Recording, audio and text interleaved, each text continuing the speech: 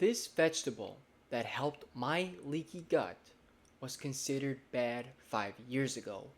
However, with new articles, it is now the opposite.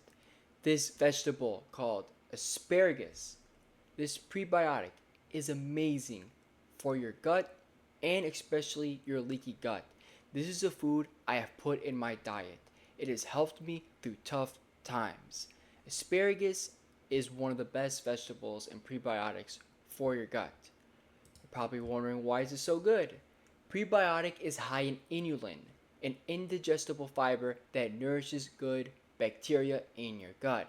It is the prebiotic that feeds the probiotic. It has a lot of antioxidants. It has B vitamins, so many B vitamins, especially a crucial one called B1, aka thiamine. It also has glutathione, which is very, very good as well. There are so many good things about asparagus. Asparagus not just being nutrient dense, but having so much inulin makes it even better. It's delicious. Where did I hear this information from?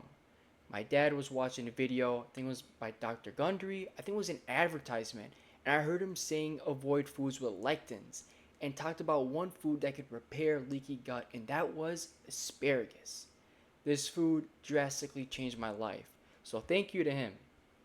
And many doctors have recently come out talking about how good asparagus is. New articles as of the last year and whatnot. So, what else is good about asparagus? So, asparagus is great, right? So much nutrition, reduces inflammation, it's nutrient dense, it's got so many vitamins and thiamine, especially if you ever had any sort of, let's say you have had trauma, like I had trauma, my vagus nerve wasn't firing right. The vagus nerve does also connect to the gut. Thiamine is the vitamin that helps support that function. So thiamine is in asparagus, and thiamine isn't in many foods. It's usually synthetic in cereals and whatnot, known as thiamine mononitrate. But some of the main foods that have thiamine, we're not really getting into those. But asparagus is definitely one food that has thiamine.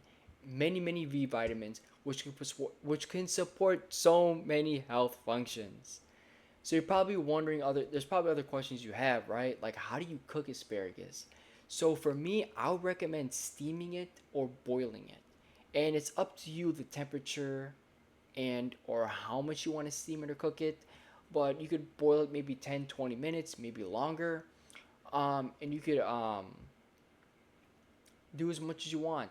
I don't recommend eating it raw just because of the fact that eating it raw could be some issues. It's always best to cook your vegetables.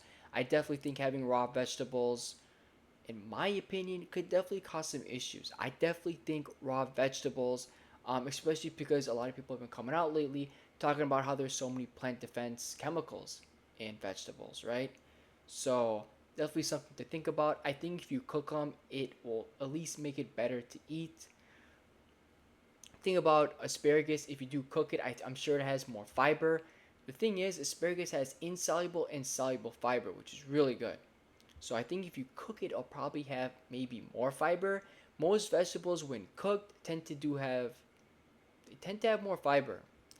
Now you're probably wondering what part should you eat. As you can see, this looks like majority of the asparagus, but you can tell in the bottom it is cut. You're not gonna eat the entire thing. Most of the nutrition is going to be right in the top where those leaves things are. You won't eat most of it, but at the hard part, it is there is technically prebiotics in that part. However, of course, it's very unedible. It's up to you if you want to eat that. It's up to you. But usually, just eating most of it and just cutting the bottom part that's really really hard. Um, that's gonna be the way to go. By all means, I'm sure you can just cook the whole thing and then just eat the part that's edible. It's your choice.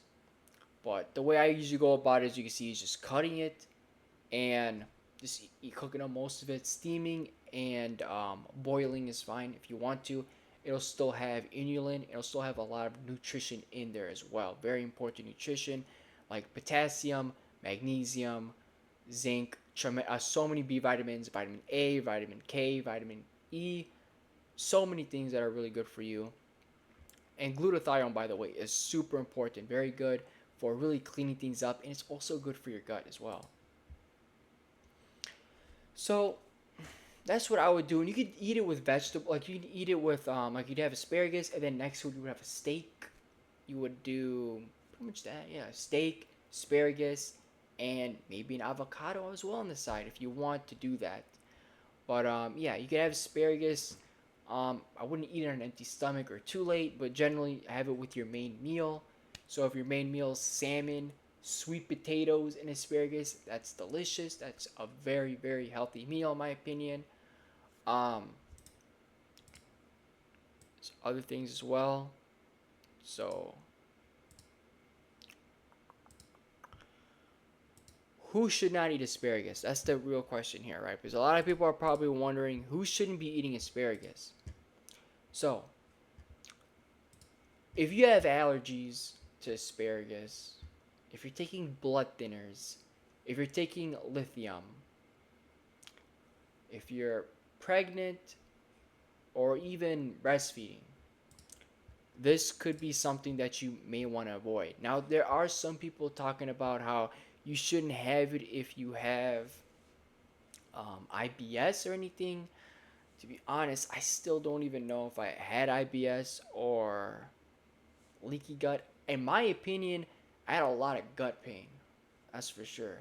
And I had a lot of symptoms related, right? So maybe I had a trauma, like, you know, gut dysfunction, many things. I think mine was definitely like multi-related, but in my opinion, based on what I can share, you might want to talk to your doctor. However, of course, it's definitely something to try, or definitely something to think about and talk to your doctor about. It's up to you if you want to eat asparagus. So again, I'm not forcing you to, and I would always do your own research. In my opinion, some people may not want to have it if they have IBS. Um, Again, if you have allergies or whatnot, um, by all means, you're probably gonna want to be skeptical. But overall, there isn't many side effects. It's not like um, certain other foods that people cannot tolerate. It's not like broccoli and cauliflower that are just so hard on the gut and have so many plant defense chemicals and whatnot. Asparagus definitely, in my opinion, works pretty well. Another thing about asparagus, this one's a little more funny, but asparagus does make your pee smell funny. If that happens, it's fine. It's kind of a natural thing due to the fact that it has, I can't really explain, I don't know how to pronounce it, but there's something in there, an acid, that kind of makes, for some people, it makes their pee smell. So that's just a little funny thing. But overall, there isn't too many side effects or anything like that. As long as you're not allergic or anything, always do your own research. And, of course, by all means, again, it's not the hardest vegetable to digest or anything like that. It's usually pretty good. So if you are having any gut issues, this is amazing. Look into Dr. Gundry. He talks a lot good about it. Also, I just want to say, if you are having gut issues or if you ever had any trauma, like I had trauma, if you're having vagus nerve issues, if you want to learn about more foods that have vitamin B1, if you want to know more foods that are good for the gut, there should be some stuff at the end of this video or throughout this video that recommends some probiotics, right? Because the prebiotics feed the probiotics. The probiotics are the family. They're there. Prebiotics such as asparagus, bananas, majority of fruits, all they do, even spinach, they all feed the probiotics. So that's what they do. And this one does one of the best jobs. And this is what I'm recommending it. It has helped me a lot. It has got me through some tough times. I hope this video helps you guys out. If you have any more recommendations, let me know. If there's anything you want to learn, if there's any video requests, if it's trauma or vitamin B1 deficiency or deficiencies and things you shouldn't eat, right? There's a lot of foods you shouldn't eat if you have leaky gut. By all means, if this video helped you out, smash the like button and subscribe button for more content if you want to learn, level up more, and get more videos on how to prevent these, or even prevent. I could make videos to prevent, but videos on anything that really help you get through in life. Hit the subscribe button. I'll see you guys next time.